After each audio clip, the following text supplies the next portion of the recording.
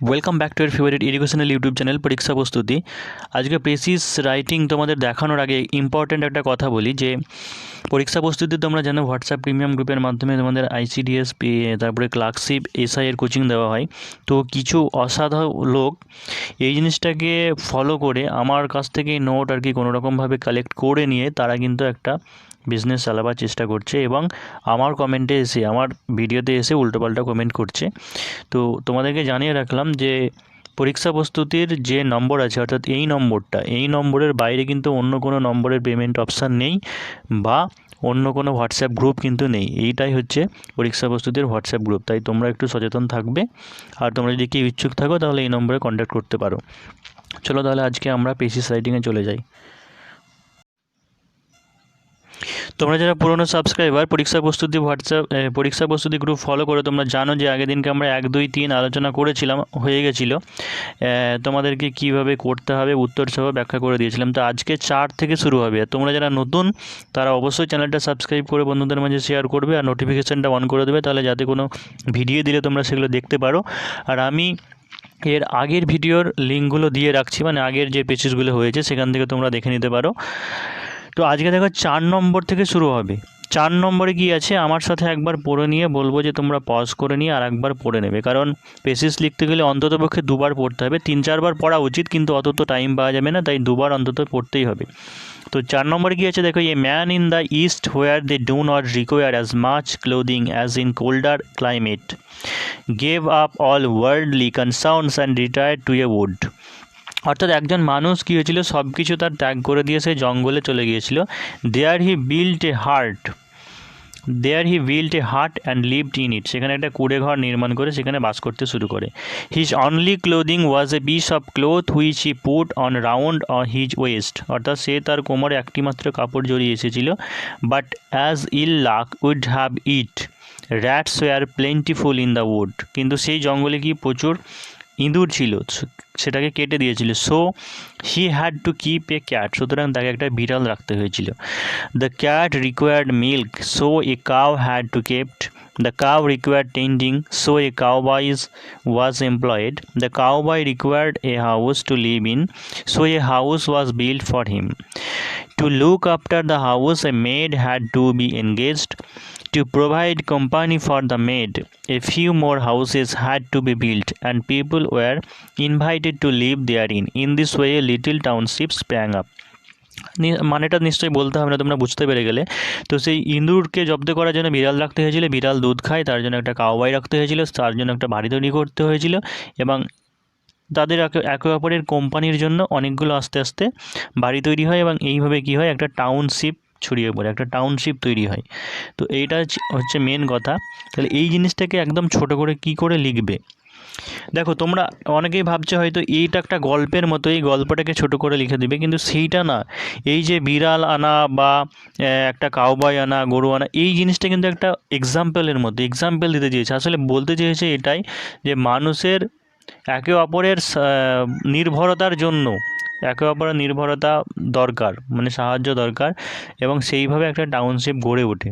তো এখানে কিন্তু কোনো এক্সাম্পল আমরা তুলব না যে ইঁদুরের জন্য বিড়াল রাখা হয়েছিল বা বিড়ালের জন্য দুধের দরকার গরু রাখা হয়েছিল, এইভাবে কিন্তু আমরা এক্সাম্পল দিয়ে বলবো না। আসলে পেসিস রাইটিং কিন্তু এটা নয়।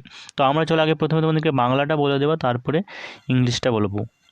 তাহলে বাংলাটা কি হতে পারে, যে এক ব্যক্তি সমস্ত বস্তুগত জিনিস, অর্থাৎ বস্তুগত জিনিস মানে তার সম্পদ বা সমস্ত সাজ সরঞ্জাম যেগুলো দরকার চলতে গেলে, সেই সমস্ত জিনিস ছেড়ে একটি মাত্র কাপড় পরে অরণ্যে বসবাস শুরু করেন। তারপরে কিছুদিন পরে তার একটি দ্রব্যের প্রয়োজন হয়ে পড়লে, অর্থাৎ একটি দ্রব্য তার প্রয়োজন হয়ে পড়লো, তো কিছুদিন পর একটি দ্রব্যের প্রয়োজন হয়ে পড়লে তাকে নিয়ন্ত্রণ করতে অন্য একটি দ্রব্য নিয়ে আসেন।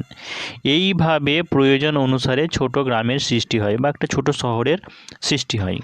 এইটা হচ্ছে বাংলাটা। তাহলে এবার আমরা এর ইংলিশটা কী করে করব, তোমাদেরকে নতুনভাবে একটা অভিনব পদ্ধতিতে শেখাই। তার কারণ এইরকমভাবে করলে পরে তোমাদের ধারণাটা, কনসেপশনটা একদম ক্লিয়ার হবে, এবং সেই সাথে কিন্তু বেঙ্গলি টু ইংলিশ এইটাও কিন্তু তোমাদের কভার হয়ে যাবে, সেই জন্য এইভাবে করাই। তাহলে চলো ইংলিশটাও দেখে নিই, যে কনস্ট্রাকশন অফ ভিলেজ বা কনস্ট্রাকশন অফ টাউনশিপ, এইটা তোমরা টাইটেল দিতে পারো। তাহলে কি লিখবে, যে একদা সে তার সমস্ত বস্তুগত জিনিস ছেড়ে, তাই তো, তাহলে once leaving all the materialistic things. এই যে ছেড়ে তারপরে করে এরকম কি হয় তোমরা জানো যে পার্টিসিপল অর্থাৎ ভার্বের সঙ্গে আইএনজি যোগ করে দেওয়া হয়, সুতরাং কি হলো, তাহলে once leaving all the materialistic things, a man wearing just one piece of cloth settled in a forest। এই যে বসবাস শুরু করেছিলেন, বাংলায় যেমন দুটো কথা ব্যবহার করতে হয়, এই জায়গাটা কিন্তু সেটেল, মানে এরকম কিছু কিছু ওয়ার্ড তোমাদের কিন্তু মনে রাখতে হবে, তো সেইগুলো প্রয়োগ করলে কিন্তু একদম ছোট হয়ে যায়। তো সেটেলড ইন এ ফরেস্ট হয়ে গেল। পরবর্তীকালে যখন তার একটা জিনিসের প্রয়োজন হয়েছিল, বাংলাটা সেটা ছিল, তাই তো, যে later when he needed one item, অর্থাৎ পরবর্তীকালে যখন তার একটা জিনিস দরকার পড়েছিল, অর্থাৎ he needed one item, he brought another to control it, সে অন্য একটা এনেছিল সেটাকে কন্ট্রোল নিয়ন্ত্রণ করতে।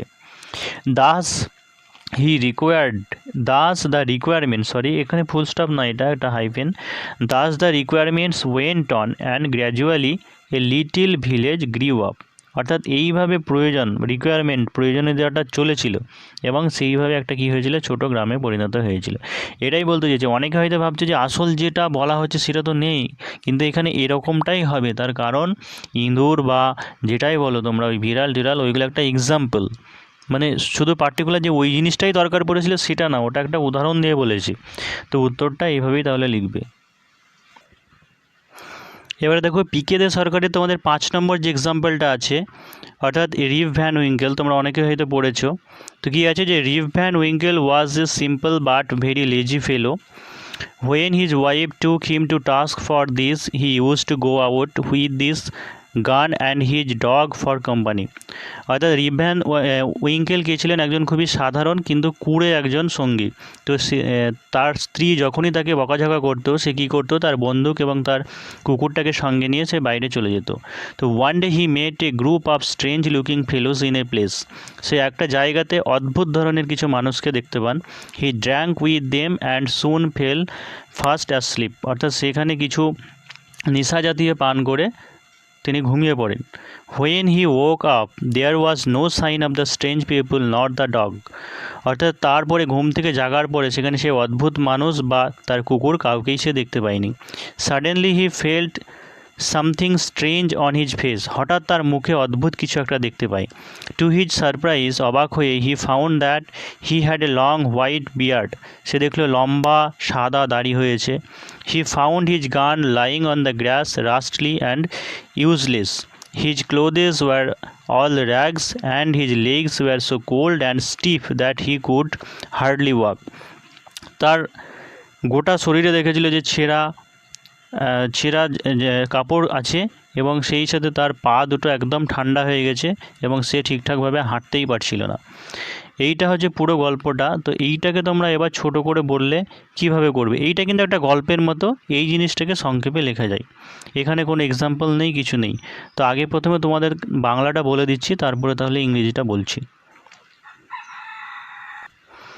তাহলে এটা যদি ছোট করে বলি তাহলে কী হবে, যে অলস ব্যক্তি রিভ ভ্যান উইঙ্কেল বাইরে যেতেন যখনই তার স্ত্রী তাকে বকতেন। প্রথমে ছিল যে সে সিম্পল এবং তার স্ত্রী যখন বকতো সে তার কুকুর সঙ্গী এবং বন্দুক নিয়ে যেতেন। তো সেই পুরো বাক্যটাকে 3-4টে সেন্টেন্সকে আমরা একদম একটা সেন্টেন্সে কীভাবে লিখলাম, যে অলস ব্যক্তি রিভ ভ্যান উইঙ্কেল বাইরে যেতেন যখনই তার স্ত্রী তাকে বকতেন। একদিন নেশাদ্রব্য পান করে ঘুমিয়ে পড়েন, ঘুম ভাঙার পর বিস্ময়ে দেখেন সে বৃদ্ধ এবং দুর্বল হয়ে পড়েছেন। আরও বারবার বলছি যে পেসিস রাইটিং মানে এরকমটা না যে সবটাই তোমাকে বুঝিয়ে বলতে হবে, সেরকম না। যে মূল যে প্যারাগ্রাফটা আছে সেই প্যারাগ্রাফটার একদম জিস্ট, মূল সারসংক্ষেপ কী বলতে চাইছে সেটাকে ছোট করে লিখতে হবে। তাহলে এটাকে যদি ইংলিশে ট্রান্সলেট করি তাহলে কি হবে, যে প্রথমে তোমরা জানো যে একটা টাইটেল দিতে হবে, বাংলাটা আমি দিইনি, তো যেহেতু আমরা ইংলিশ ট্রান্সলেট মানে ইংলিশ বেসিস করছি সেই জন্য ইংলিশের ক্ষেত্রে আমরা ওপরে টাইটেলটা দিয়েছি, যে Reeve Van Winkle the লেজিয়েস্ট person. এখানে অবশ্যই দিয়ে দেবে, কারণ সুপারলেটিভ ফর্মে যখন আমরা লিখি তখন আর্টিকেল হিসেবে দিয়ে লিখে। তো Reeve Van Winkle a very lazy person use to go out, এই যে রিপ ভ্যান উইঙ্কেল এটাই কি বলা হয়, অ্যাপোজিশন বলা হয়। এটা নাউন যেটা থাকবে রিপ ভ্যান উইঙ্কেল, তারপরেই এ ভেরি লেজি পারসন এই অ্যাডজেক্টিভটা দেওয়া হলো। তো use to go out when ever, এই যে অতীতের কোনো হ্যাবিচুয়াল কেসের ক্ষেত্রে, হ্যাবিচুয়াল যদি কোনো ইভেন্ট বলে তাহলে সেই ক্ষেত্রে কিন্তু ইউজ টু এই কথাটা কিন্তু ব্যবহার করা হয়। তাই use to go out whenever his wife scolded him, অর্থাৎ যখনই তার স্ত্রী তাকে বকতেন রিপ ভ্যান উইঙ্কেল কী করতেন, বাইরে চলে যেতেন।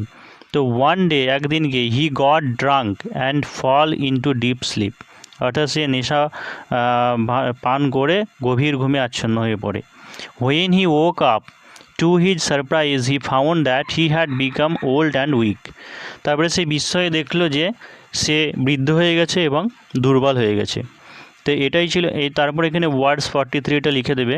তোমাদের মিসলেনিয়াসের ক্ষেত্রে বা অন্যান্য পিএসসি এক্সামের ক্ষেত্রে কিন্তু ছক কেটে দেওয়া থাকে, সেই ঘরে তোমাদেরকে লিখতে হয়।